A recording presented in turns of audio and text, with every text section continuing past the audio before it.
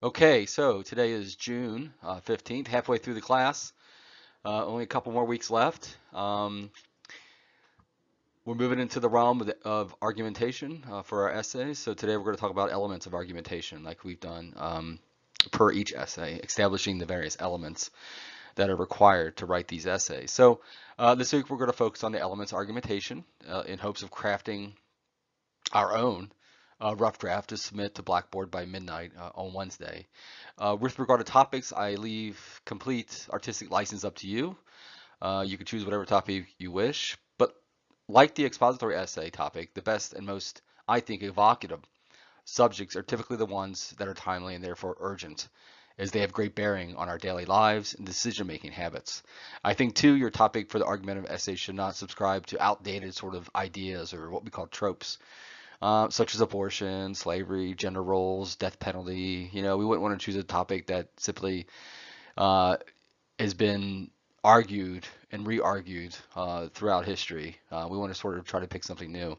Use the space of the argumentative essay to explore fresh, highly debatable topics, as we can see within the graphic above, whereby the point you are attempting to make throughout the entire breadth of your essay can easily be refuted or counterpointed by someone else. So that in that way, and we're going to focus on this later in a few more slides, but in that way, note that your argumentative essay has to be debatable. It can't be some universal objective truth, such as we wouldn't craft an essay constructed around the concept that gravity doesn't exist, when we know for a fact it's a principle and it's an objective truth, and therefore it does exist. So we have to choose topics that are debatable.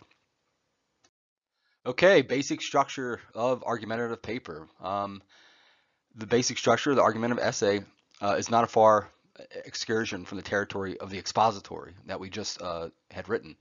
As you can see here, the argumentative essay has an introduction, just like the expository, which distills down to a thesis statement that is both precise and thorough, and we definitely did that within the expository.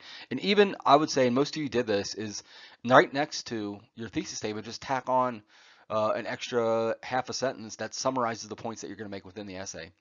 The argumentative essay will also provide background information on your chosen topic, which most of us did, I think, within the expository. Then your essay will present reasoning and evidence.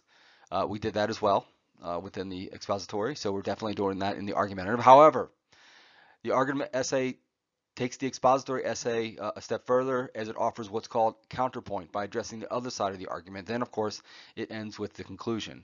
We're expanding on the counterpoint later on this lecture, but you will receive a more thorough lecture on it on Tuesday with regard to your essay's counterpoint.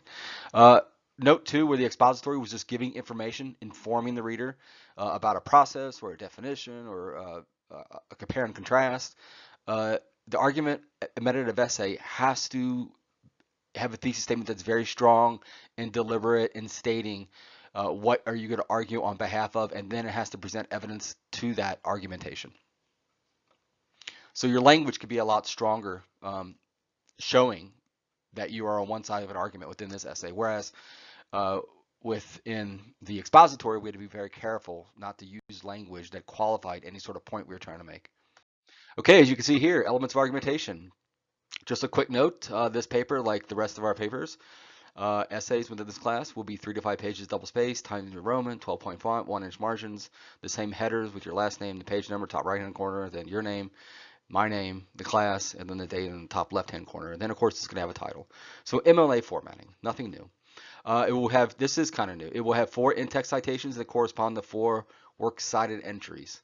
We had 3 for our expository essay, so we're taking it one step further. We're layering and building with these essays as they become more complex and as we get deeper into the semester.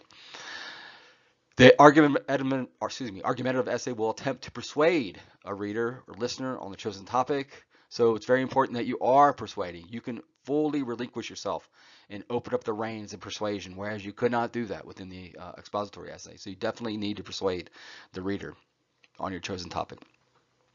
Must have debatable topic. No factual principle-based topics, as we said before, such as, say, gravity doesn't exist. We can't debate. That's something we cannot debate, right? Objective truth is gravity, right? The principle of gravity. Uses outside authority within your argumentative essay to underscore your own argument. So you can't rely on yourself as the expert. You might be able to maybe have one instance of your 4 in-text citations that correspond to your works cited where you're sort of borrowing from your own expertise, I'm okay with that, but it can't become a crutch where all your paraphrases or quotes or summaries come from you. In fact, I would even just avoid it outright and just have it based on outside authorities. I think it's easier that way anyway. Um, Incorporates direct quotes, paraphrases, summaries. Argumentative essay requires a minimum four, as we saw above. So you can mix and match them any way you like, which you sort of did, many of us did within the expository, whereby some individuals would use two quotes and then they would include a paraphrase to meet that three minimum. In this one, you can mix and match as you wish. Incorporates attribution. So this essay requires a minimum four. And attribution, as you recall, that many people use within the argumentative essay, or sorry, within the expository essay was according to Mike Jones, who's a leading expert in the field of X, Y, and Z, right? So incorporate those attributions. Cites direct quotes, paraphrase, summaries by using in-text citation, which we did within the expository essay, so that's nothing new. In-text citations correspond to entries on the works cited page. Works cited does not count as part of the minimum page numeration. The pagination, it doesn't account towards your pagination, right? So think about it in terms of it's a 3 to 5 page essay. You write a minimum of 3, and then the 4th page would be your works cited page. Or if you wrote 5 pages of prose, you did the maximum, which really you can go above 5 pages if you have to complete your argument. Then your 6th page would be your works cited page. Finally, works cited page follows MLA style. It's out, which means it's alphabetized. It has a heading that says works cited, and then each entry has a hanging indent. Also, the argumentative essay will contain a strong and precise thesis statement that argues only on one side of your chosen topic. It's not gonna be balanced like with the expository, where you could have compared and contrasted two different things, right? Stating their similarities and how they diverge, how they converge and diverge, right? We're not going to do that. We're on one side of the argument for the majority of the paper until we get to the counter argument. The counter argument is nothing more than one paragraph, and we'll look at that in a moment.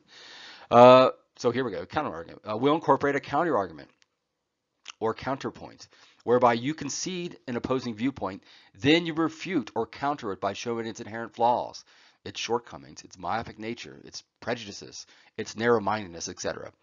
So typically the counter argument is positioned the paragraph just before the conclusion. We're going to look at a more thorough lecture on that tomorrow, though. It will incorporate a claim, a thesis statement, and provide evidence, the evidence is pushed through the lens of your quote, your paraphrases, your summaries from the outside authority towards that claim. Argumentative essay will follow all structural conventions of past essays that we've written within this class, especially the expository, which includes MLA style formatting, introduction, body, conclusion, and then we're going to incorporate the counter argument. So there's various ways in which we establish or we construct or build truth. There's empirical observation, which includes studies, research, peer-reviewed data, journals, objective news outlets, etc. So think of empirical observation as you're borrowing from that outside source, right? That outside authority. And then there's sort of our authority, making argumentation through us on the paper. And that's through logical reasoning. So things that stand to reason, it passes the optics test by appearing correct, often referred to, and you're going to read this when you summarize the chapter on argumentative essay within the book. It's often referred to as the syllogism or the etheme. The syllogism, an example of that would be all men are mortal. That's the major premise. Socrates is a man. That's the minor premise. Therefore, Socrates is mortal.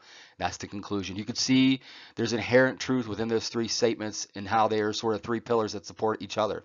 The logic is internal. We don't have to reach for an external empirical observation to understand its inherent truth.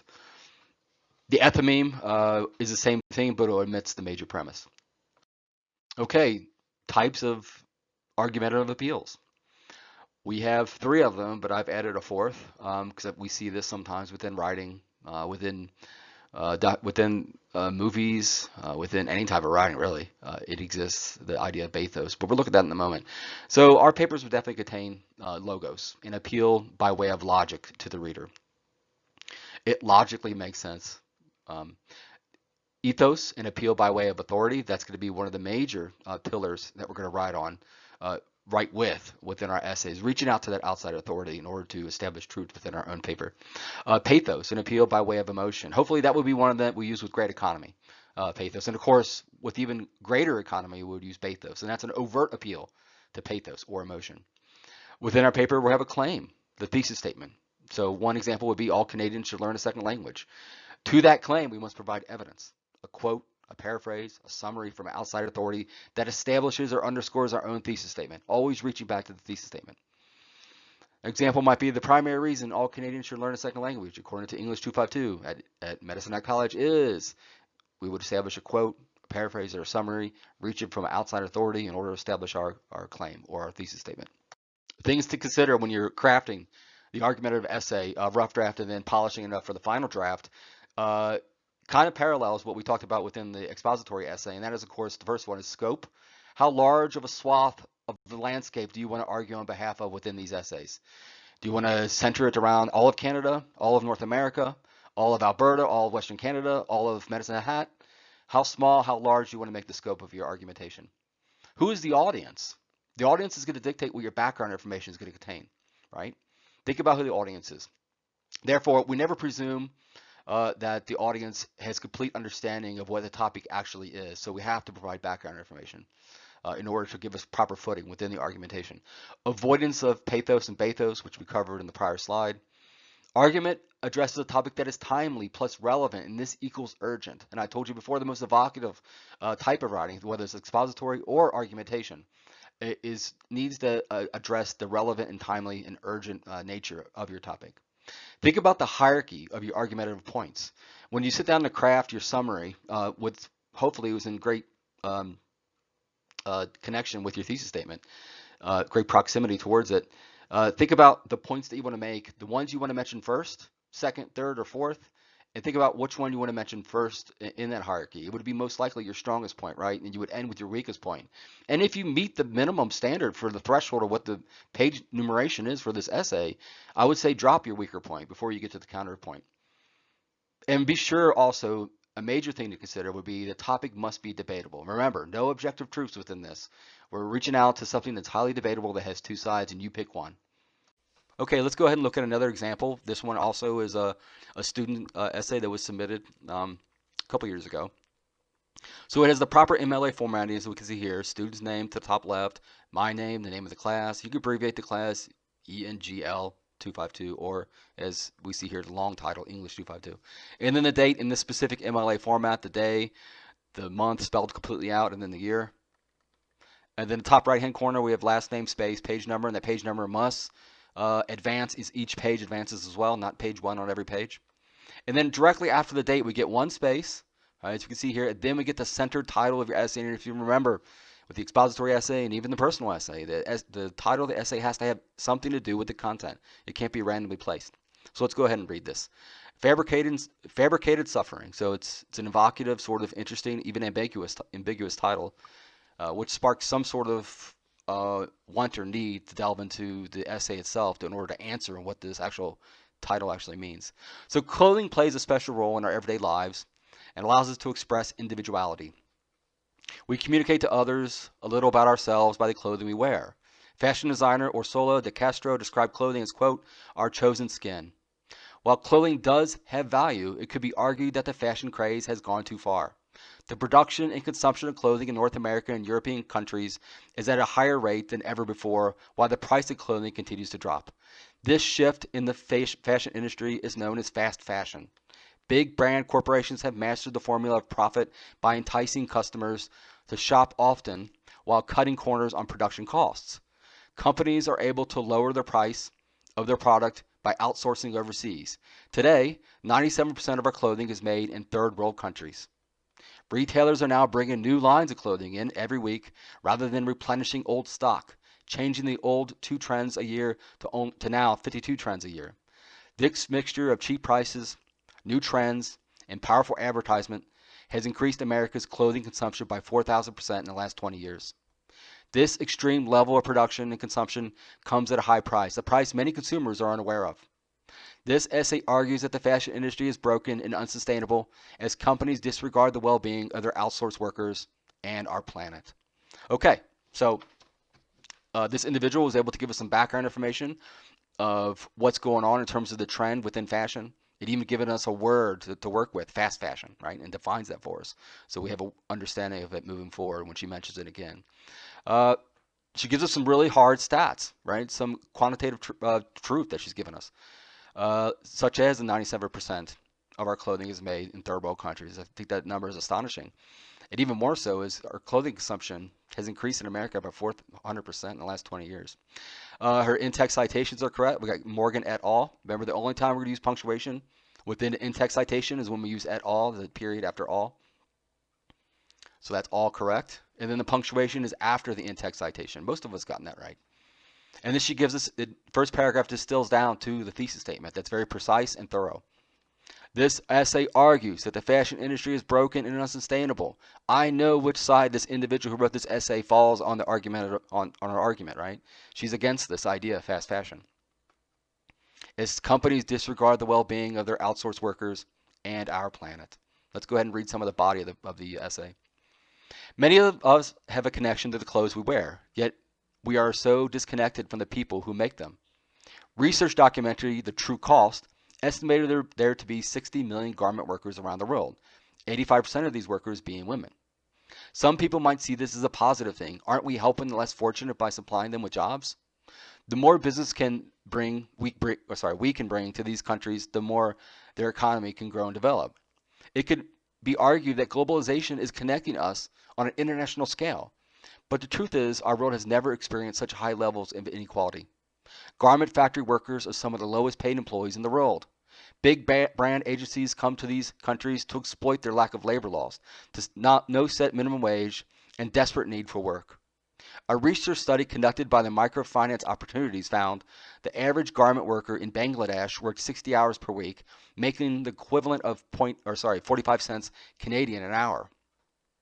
These are the employees of companies that are making billions of dollars every year, with the current market value of the fashion industry resting at the estimated $385.7 billion annually. The well-being of those who make our clothes are not being at all considered during this transaction. This broken system takes advantage of their workers' misfortune in order to maximize their profits. Okay, so we get some more percentages, some data, some statistics to help establish her argument. Always reaching back to her thesis statement that this is a broken process, this is a broken system. Her in-text citations are correct. Notice right away I know she couldn't find an author of this article. It was a website most likely. Because it didn't have an author, I can assume it's a website, and that'll be confirmed when I read the works cited page. But you can see here, because there wasn't an author, you have to use the title. And in this case, it's an abbreviated title. She narrowed it down to 3 words, the first 3 words of the title, put it in quotation marks, and then put it in parentheses. And that's correct. I know right away there's no author, and that's the title of the article, or the abbreviated title. Something she did within this paragraph as well, and I said most likely what we're going to do, instead of going paragraph by paragraph with a counter argument and conceding and then refuting the counter argument, we're most likely going to put our counter argument the paragraph just before the conclusion of our paper, right? But she placed it here seemingly. She's building an argument, she's conceding, and then she's refuting. Research documentary The True Cost estimated there to be 60 million garment workers around the world. 85% of these workers being women. Here's the counter argument. Some people might see this as a positive thing. Aren't we helping the less fortunate by supplying them with jobs? The more business we could bring to these countries, the more their economy can grow and develop. It could be argued that globalization is connecting us on an international scale. She's refuting. But the truth is, our world has never experienced such high levels of inequality. All right. Let's move. As she moves throughout her body paragraph, she's using proper in-text citation. She's offering both paraphrase and direct quote.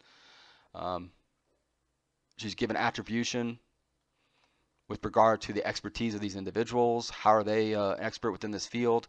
Let's look at her final counter-argument, a counter-argument that I believe is going to be more akin to what you're going to use. That is to say, you're going to offer the counter-argument right before the conclusion. So let's read the counter-argument, and then even in the conclusion, she has what's called a call for action. One could easily rationalize the argument that we simply don't need to worry about this overabundance of clothing and the toxic process used in the manufacturing of it because technology will mitigate these effects in the future. To that, I would say time is of the essence, as future generations will be inclined to do as we've done, kick the can for change down the road once more. As we look at the facts, we can see that adding a $6 t-shirt to your cart that you don't really need isn't as harmless as it might seem. Our clothing has a story of suffering behind behind them that many people have never heard. As consumers, we may think we don't play a big role in the system, but we can take steps to stand up for the rights of those who make our clothes as well as to protect our earth. Being aware of the truths is the first step towards change, as we see the brands for who they really are. Just because advertisements tell us we need more doesn't mean it's true. You are not obligated to shop just because it's Black Friday or something is on sale. We can improve this system by realizing its flaws and changing our personal consumption patterns. Okay, so the whole breadth of the essay dedicated itself to arguing on one side of the debate. In this case, that the garment industry is out of control, our consumption levels are out of control. There's a toxic system in place with regard to the individuals being in third world countries with deplorable situations within the factories. It dedicated itself to that. It gave us a counter argument, and now it's given us a call for action. I think your essays will do the same if you want them to be urgent, timely, relevant, and evocative. You will offer a way of saying to the reader, now that I've taken you on this journey, I've equipped you with this information and expertise that I've reached out to underscore my own thesis statement, I'm going to offer now to tell you that you should go forward and do the same. A call for action. Let's look at the works cited page. Okay, you can see the entries here are incorrect MLA style formatting. Everything's alphabetized with regard to the first word in each entry. We get the plural works cited that's centered title. Every entry has a hanging indent. In the absence of, if we don't have an author's name, in the absence of that, we have the actual title of the essay or article or online article, whatever it is she used. And they all look properly cited as well. Remember, try to use EasyBib. I think it's one of the easier ways, or citation machine online, to format your own works cited. And as I said before, there's a function within actual Microsoft Word document where you can build a works cited. Okay, questions, as always. Email me if you have any questions or concerns with regard to the argumentative essay. Note, rough draft of the argumentative essay is due by midnight on Wednesday via Blackboard. Note also, we'll go into Blackboard to comment on 5 essays for Thursday and Friday. I'll put that within Blackboard so you can click on it. And it should be fixed by now. Everybody was able to comment on the expository once we got the kinks out of the problem. Note, Chapter 9 summary is due on Friday via email to me. And finally note, the final draft of your argumentative essay is due next Monday by midnight via email. Okay, any questions, please email me. Let me know. Talk to you guys later. Bye.